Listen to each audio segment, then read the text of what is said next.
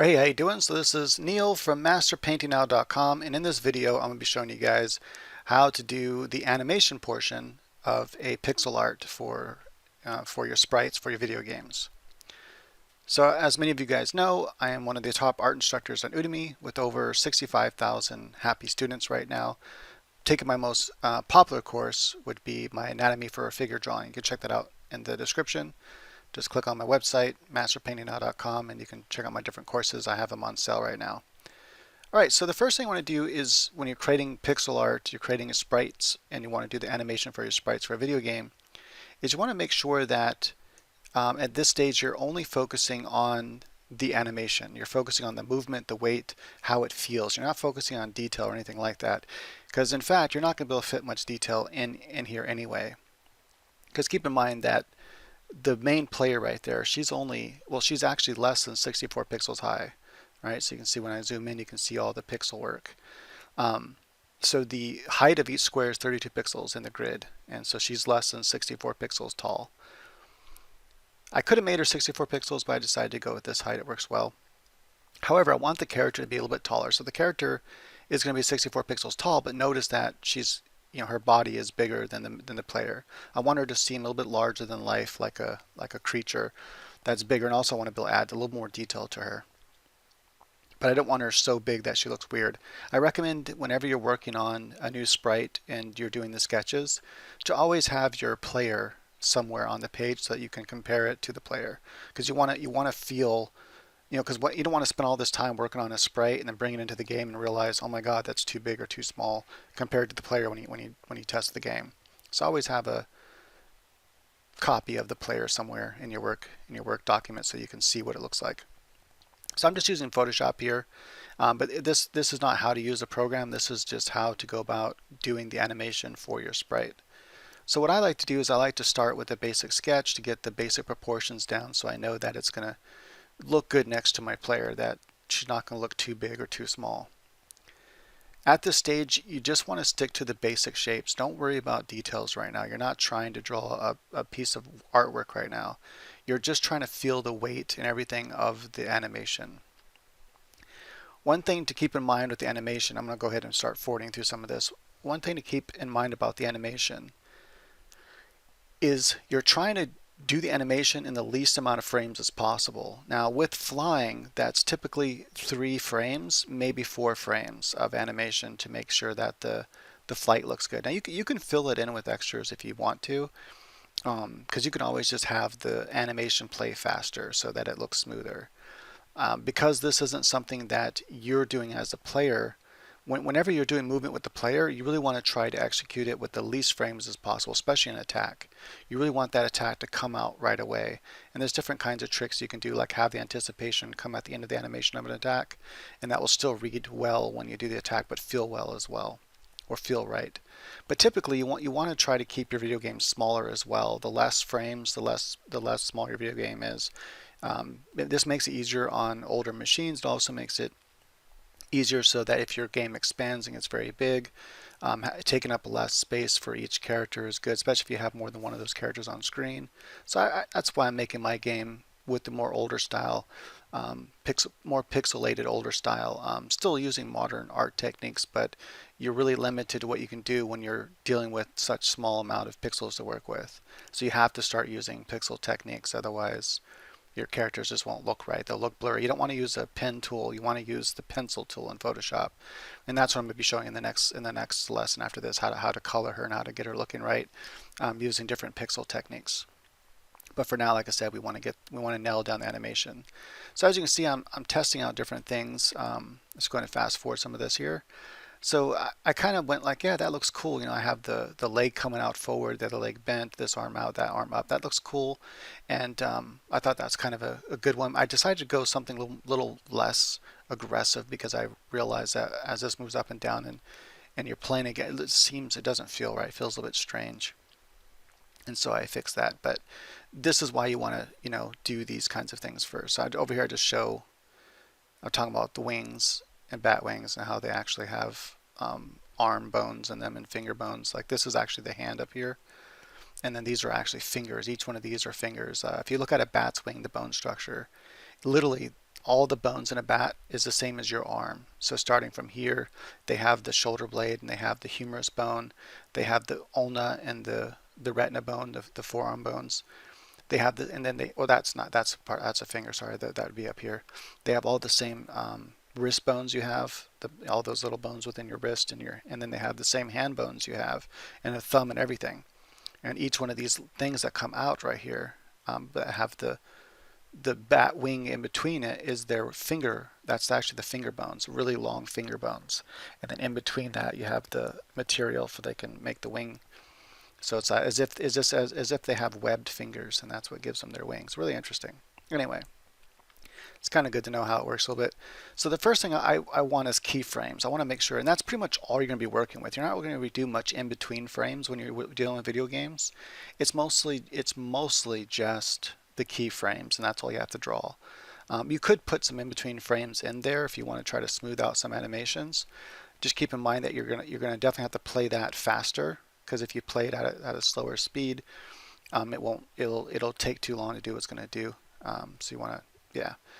You can really just get away with doing like keyframes. Like I said, if you're going to make an animation, an actual cartoon animation, and they're flying, not too fast, the animation is going at a normal speed, and they're not flying really quickly, then you would probably use like 8 or more frames for for flying. But for a video game, we want to try to get away with as least as possible. So next, after I have the wings coming up, I want the wings coming down. That's my next keyframe. Those are the two keyframes I'm going to be going between. I'm going to have it in between as well, but I want to nail these two first because these are the most extremes. So nailing the most extremes and then playing it back, you see I already start to get what looks like flight with just 2 frames. So and I just look at it and I look at how the character is bobbing up and down, making sure everything is looking how I want it to. It's really important that you nail the big aspect of your character first. So what I mean by that, I think I might already have 3 frames in there now. Let me see, hold on. Did I draw the 3rd frame? Okay, I think I did, which is right. Let me go back here a little bit. So here, this is an in-between frame. So what happens when you're flying, the wings start out, so when the wings go up, they point their like elbows basically, or their wrist bones, but kind of like I don't know if it's technically their wrist bone, but so when their wings go down, they cup their wings to scoop up as much air as possible to lift them up in the air. But when they lift their wings back up, getting ready for the next, down flap, they lift their wings up so that's aerodynamic. So think about if your arms were wings, right? You would point your elbows straight up and lift them up like that, and that's the most aerodynamic. In this case, that's actually their wrist bone, and so that's how the wings go up. So when the wings come up, they curve through. They want to carve through the air. When they come down, they want to open up. So see, like right here, this point right here, that wants to point up. And also, I want it to read nice too. So I'm thinking about the mechanics of how wings work, but I'm also thinking about aesthetics, how my character looks. I want it to look cool and be functional at the same time. So I'm thinking about my keyframes. I really want them to look neat. And so after I have those 3 frames, here's one I mess around with. I do a more scooping wing, but I realized the scooping wing didn't really look that good. But that would be technically what would happen. And I'm putting the back wing back there as well. I decide that her legs don't look right, and she's kind of bobbing around a lot, so I want to move that around as well. And so a lot of fixing. You just want to try different things until you get something that works. And at this point, they're just sketches, so everything is not going to be perfect. The proportions aren't going to be perfect. That's fine. You just want to make sure the movement looks good. And I can see now that the movement's looking a lot better. And let me see here. I think we'll play this animation a couple times so you can see what I'm talking about. Right. So now we got those main 3 frames working together. So you have the wings open at the top, closed at the bottom, and then pulling back up. Everything is spaced evenly apart as well. Boom. And that right there gives a nice movement. What I'm looking at right now is I'm looking at her legs. I don't want her legs moving too much, which is why I decided to put her legs down instead of have them straight out. Kind of give them more relaxed. Also, I want to add more of a curve to her back. and her body. Let me see if I'm going to see something here. I want to see if it shows the frames here.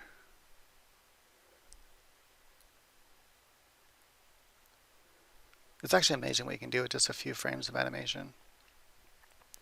If you do want to cushion out your animation, add a few more frames, I recommend adding them close to the two extremes, so that when the wings are pulling out, you can add an in-between frame there that's really close to that part of the animation. And then now I'm working on micro stuff. So once I have the big stuff working, once the wing flaps, so see there's the wings right there. Hold on. So what I did is I wanted to smooth out the animation a little bit. So what I did, and I wanted the wings to kind of stay open a little bit longer as she's coming down, as she's pulling her wings down to scoop up the air. I wanted that to last a little bit longer, so I added an extra frame in there. So and all I did is I just added, let me see if I can show you here. I don't have the document up anymore right now, so I'm going by the video. I wasn't going to upload the original video, but it's all in real time. I'm teaching in real time and talking in real time. But it came out to be like an hour, 13 minutes long. I mean, some people do like the long form stuff I do. I might actually still end up posting it, but for now I thought I'd just teach the main idea. So you see right there, I added another, it's really hard to see, but I'm hoping that at some point I show it step by step again. Like each frame. I think I clicked through each frame to show. Like there's that frame right there. See the wings are extended out like this. And then all I do is I draw the wings a little bit down. It's a little bit further like that. Like there we go. See? Right there. So it's just a little bit of change.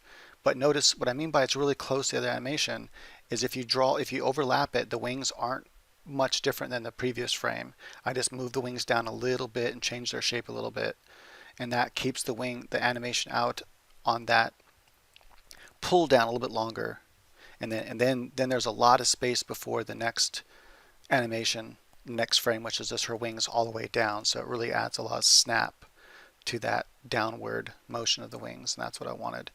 And then I think about micro stuff. So after I have the main body working, all that looks good. The way the arms are moving, legs, the whole entire body as a whole looks good. Then I start thinking about other things like, is she wearing clothing? Her hair, what is her hair doing? If she has a bracelet on, necklace on, you got to think about all that kind of stuff. What is all that doing in this kind of animation? What are her breasts doing? Because we got to think about breast mechanics. And the thing is, you only have like a lot of this kind of animation, you only have like one pixel to work with.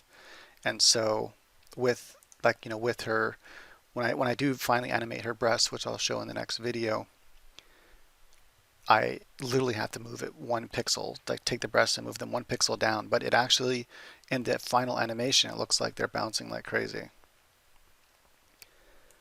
Okay, cool. So that's pretty much it. You just want to make sure that you have something that's working, that looks nice, and the overall mechanics look nice. So in this case, I pulled it off with only 4 frames of animation. The first 2 startup frames for her wings being extended up and high, like you see here, being each frame of animation being close together, meaning that if I overlap them, there wouldn't be much change in the drawing. And then the downward snap, where the wings are all the way down, and then the pull up, which is the next frame that comes back to reset the animation again. And so the pull up is, so after you, let me see if I can see, have the down right there, that's the snap, and then the pull up is, let me see if I can get it. I don't know if right there, that's the pull up. And I do end up adding the other wing there too, because right now it's only 1 wing. So I add the other wing, which looks very similar to that on the other side. And that's the pull up. She's pulling her wings back up, getting ready to snap again. So the order is the first 2 with their wings extended out. The 3rd frame is her wings snapped all the way down. And this is the 4th frame of pulling her wings back up to reset the animation. And then you loop the animation and everything looks good. Snap, snap. See, nice movement. I like how our body is kind of moving now, so it's not so stiff. And then in the next video, I'm going to show you how to use a really cool trick to save you a lot of time, getting everything correct, the proportions and all that looking exactly how you want it to look, and really cool trick to save a lot of time in the final animation. And then how to do the coloring with pixel art techniques so that your pixel art looks awesome and it has a nice realistic quality to it, and I'll show you what that looks like. Actually, you already, I think I'm going to show that in the beginning of this video, so okay. Alright, cool. So until next time, thank you for watching. Hope that you learned something. If you did, please do me a favor. Go ahead and leave a comment or like and subscribe. If you do subscribe, make sure to hit that bell notification so that you can make sure to see my next videos when I post them, because I don't post on, I just post here and there, and it's easy to miss the videos if you're not, don't hit that notification bell. And yeah, go ahead and share the video if you found it helpful, because I'm sure somebody else will find it helpful as well. Until next time, keep on drawing.